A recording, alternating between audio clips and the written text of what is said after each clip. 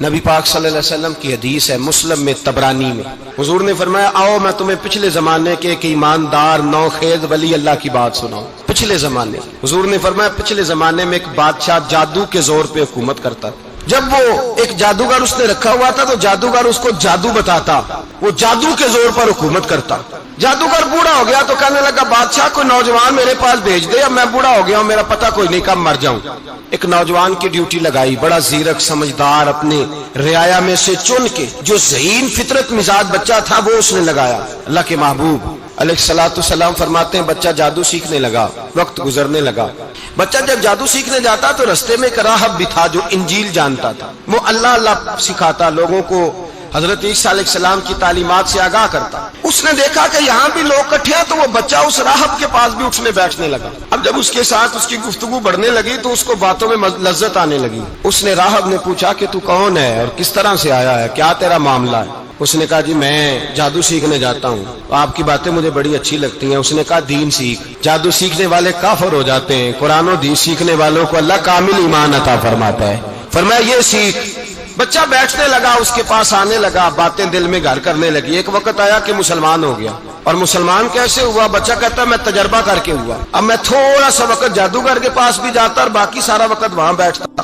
میں ایک دن جا رہا تھا تو رستے میں اژدہا تھا، بہت بڑا سانپ تھا، رستہ روک کے کھڑا تھا۔ یہ حضور نے بیان کی حدیث، نبی پاک صلی اللہ علیہ وسلم فرماتے ہیں بچہ کہتا ہے کہ رستے کے اندر سانپ ہے، رستے بند ہے، لوگ چھتوں درختوں پہ چڑھے ہیں، راش ہے۔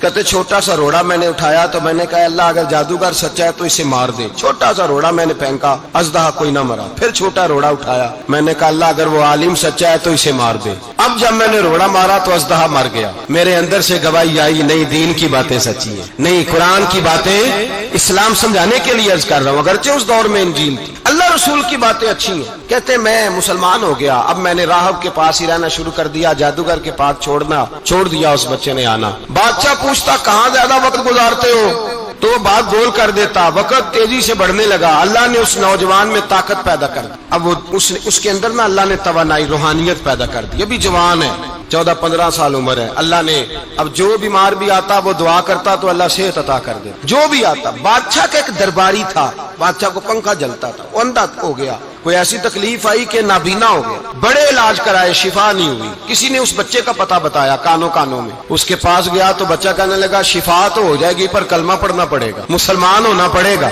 جس پیغمبر کا میں غلام ہوں تجھے بھی بننا پڑے گا، دین پہ عمل کرنا پڑے گا، اللہ شفا دیتا ہے۔ اس نے کہا تو مجھے کلمہ پڑھا، مجھے شفا دے، میں تیار ہوں۔ اس نے کہا شفا تو اللہ دیتا ہے۔ اس نے اللہ تبارک و تعالیٰ کا ذکر کر کے دعا مانگی، یہ مسلم شریف میں حدیث ہے، طبرانی میں موجود ہے۔ اللہ نے اسے شفا دی، اس نے کلمہ پڑھنا شروع کر دیا۔ یہاں ایک نقطہ لکھا ہے ہمارے علماء نے، کہتے ہیں جب اللہ ولایت عطا کرتا ہے نا تو یہ سفید بالوں والے کا حصہ نہیں ہوتی۔ اگر جوانی میں کوئی آدمی توبہ کر کے تصوف کے راستے پہ چلتا ہے تو سب سے زیادہ ولایت اللہ اسے عطا فرماتا ہے، سب سے زیادہ ولایت اس کے پاس ہوتی ہے۔ ابھی اس کے بال کالے ہیں، چڑھتی جوانی ہے، دعا کی تو اللہ نے، اور حدیث پاک میں موجود ہے کوڑے آتے تو شفا یاب ہو جاتے، اندھے آتے تو شفا یاب، برس والے آتے تو اللہ سے دے۔ جوان ہے، بادشاہ کے پاس وہ واپس گیا، وہ جو آدمی جس کی آنکھیں ٹھیک ہوئی تھی۔ بادشاہ نے پوچھا کہ کیسے شفا ملی؟ تو کہنے لگا میرے رب نے شفا دی۔ بادشاہ سجدے کراتا تھا، اپنے آپ کو منواتا تھا معاذ اللہ، کہنے لگا میرے علاوہ کون رب ہے؟ اس نے کہا وہی رب ہے جس نے تجھے پیدا کیا، اور وہی رب ہے جس نے مجھے اندھے کو آنکھیں دی ہیں، وہی ہے میرا مالک۔ کہا اچھا تو مجھے نہیں مانتا؟ کہا نہیں میں اپنے رب کو مانتا ہوں۔ بادشاہ نے اسے سزا دی، ستایا، اس نے بچے کا پتہ بتایا، پھر بچے کو بلا کے ستایا تو اس راہب کا پتہ بتایا، راہب بھی قتل ہو گیا، نابینا بھی قتل ہو گیا۔ بادشاہ نے کہا سپاہیوں سے اس بچے کو لے جاؤ اور پہاڑ کی چوٹی پہ جا کے نیچے پھینکو تاکہ مر جائے۔ بچہ پہاڑ کی چوٹی پہ گیا تو ہاتھ اٹھا کے کہنے لگا یا اللہ میرے لیے نہیں اپنے لیے، میرے لیے نہیں اپنے لیے انہیں اپنی قدرت کے جلوے دکھا، میرے لیے نہیں۔ اللہ کے بندے اپنی جان بچانے کی دعائیں نہیں مانگتے، اپنے لیے انہیں اپنی قدرت کے جلوے دکھا، یہ دعا مانگی۔ جتنے لوگ ساتھ آئے تھے وہ سارے زمین پہ گرے اور سب مر گئے، پہاڑ سے گر کے مر گئے۔ بچہ واپس سیدھا بادشاہ کے پاس، کہنے لگا لو بھائی میرے رب نے مجھے بچا لیا ہے۔ جوان کا ایمان دیکھو، میرے رب نے مجھے، بولو میرے اللہ نے مجھے ایمان کی گواہی دے رہا ہے، میں بچ گیا ہوں، تو جھوٹا ہے، میرا رب سچا ہے۔ اس نے کہا لے جاؤ اس کو دریا میں، کشتی میں بٹھاؤ، بیچ دریا کے جا کے دھکا دے دو۔ بیٹھے کشتی میں، دریا کے بیچ گئے، اور جب جا کے وہاں اس کو دھکا دینے لگے تو اس نے کہا اللہ میرے لیے نہیں اپنے لیے، انہیں اپنی قدرت کے جلوے دکھا۔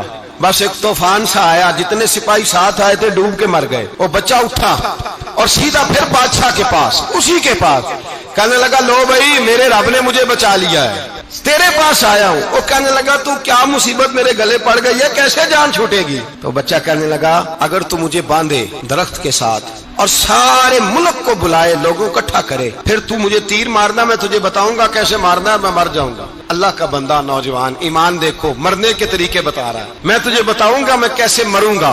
یہ بات کہی، بادشاہ نے سارا مجمع جمع کیا، ملک سارا باہر آ گیا، درخت کے ساتھ باندھ دیا۔ کہنے لگا بھائی لوگوں یہ مجھے مارنا چاہتا تھا، مار نہیں سکا، اب میں اسے بتانے لگا ہوں کہ میں کیسے مروں گا۔ اسے کہو جب تیر مارے تو ساتھ میرے رب کا نام بھی لے، میں اپنے رب کے نام پہ جان دوں گا، ایمان کی پختگی میں اللہ کے نام پر جان دوں گا۔ اسے کہو رب کے نام پہ مارے، مر جاؤں گا۔ بادشاہ نے اللہ کہہ کے تیر مارا، پیشانی میں لگا، بچے کی روح پرواز کر گئی، جتنا مجمع کھڑا تھا سارا کلمہ پڑھ کے مسلمان ہو گئے، سارے مسلمان ہو گئے سارے۔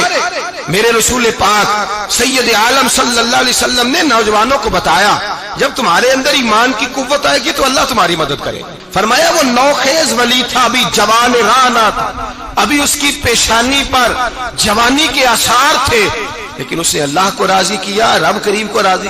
ولایت کا مطلب بڑھاپا نہیں، ولایت کا مطلب وہ نہیں کہ جب بڑا لمبا وقت گزر جائے تو پھر آدمی آئے کہ نہیں اب کیا کرنا ہے، اب مسجد ہی ہے، اب تو اس کے علاوہ گزارا ہی کوئی نہیں۔ تو اس وقت کا آنا اللہ کی بارگاہ میں قبول تو ہے، لیکن شاباشی اسی کو ملتی ہے جو جوانی کا وقت آئے، جو عین اس وقت آئے جو وقت میرے رسول پاک علیہ السلام کے غلام عبداللہ ابن عمر، حضرت عبداللہ ابن عمر رضی اللہ تعالیٰ عنہ فرماتے ہیں کہ میں نکلا، مجھے سفر کے لیے جانا تھا، تو تھوڑی سی کھجوریں، تھوڑا سا سرکہ، ایک شہد کی بوتل، چیزیں میں نے سفر کے لیے ساتھ رکھ لی۔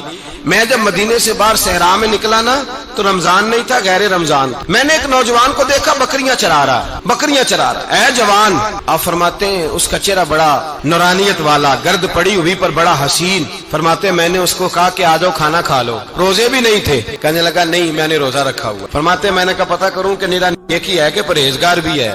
نیک وہ ہوتا ہے جو نماز پڑھے روزہ رکھے، پرہیزگار وہ ہوتا ہے جو گناہ سے بچے، وہ پرہیزگار ہوتا ہے۔ کہا پتہ کروں پرہیزگار بھی ہے کہ نہیں؟ کہتے میں قریب گیا تو میں نے جا کے اس کو کہا بھائی تیری بکریاں بڑی پیاری ہیں، میرا دل کرتا ہے ایک بکری مجھے دے دو۔ کہتے وہ جوان، غربت بھی، پریشانی بھی، پر دامان توکل کی یہ خوبی ہے کہ اس پر پابند لگے ہوتے ہیں، دھبے نہیں ہوتے، غربت ہے۔ کہا جناب ایک بکری دے دو۔ آنے لگا جناب بکریاں میری نہیں، بکریوں کا مالک کوئی اور ہے۔ کہتے میں نے آزمانے کے لیے کہا کہ بکریوں کے مالک کو کہنا ایک بکری بھیڑیا لے گیا ہے، کہہ دینا بھیڑیا لے گیا ہے۔ تو کہتے اس نے میری طرف دیکھا، گرد سے اس کے بال اٹے ہوئے، آنکھوں میں روشنی، چہرے پہ اطمینان، لب و لہجے میں ایمان کی طاقت، نوجوان۔ کہنے لگا حضور بکریوں کے مالک کو تو کہہ دوں گا بھیڑیا لے گیا ہے، جب عرش کا مالک پوچھے گا تو کیا جواب دوں گا، اللہ کو کیا جواب دوں گا؟ کہتے ہیں میں کانپنے لگا، اس کی بات سن کے واپس آیا، جو کام نکلا تھا وہ چھوڑا، واپس لوٹ آیا۔ میں نے پتہ کیا کس کا غلام ہے، پتہ چلا فلاں آدمی کا ہے۔ کہتے میں نے پہلے غلام خریدا، پھر پتہ کیا تیرے پاس بکریاں کتنی ہیں؟ اس نے کہا 400۔ کہتے میں نے مالک سے ساری بکریاں خریدی، پھر غلام کو بلایا، پھر وہ بکریاں تحفے میں دی، تحفے میں۔ کہنے لگا حضور یہ سارا کچھ مجھے کیسے ملا؟ میں نے کہا تیرا ایمان بڑا پختہ تھا تو میرے رب نے تجھے انعام عطا فرمایا ہے۔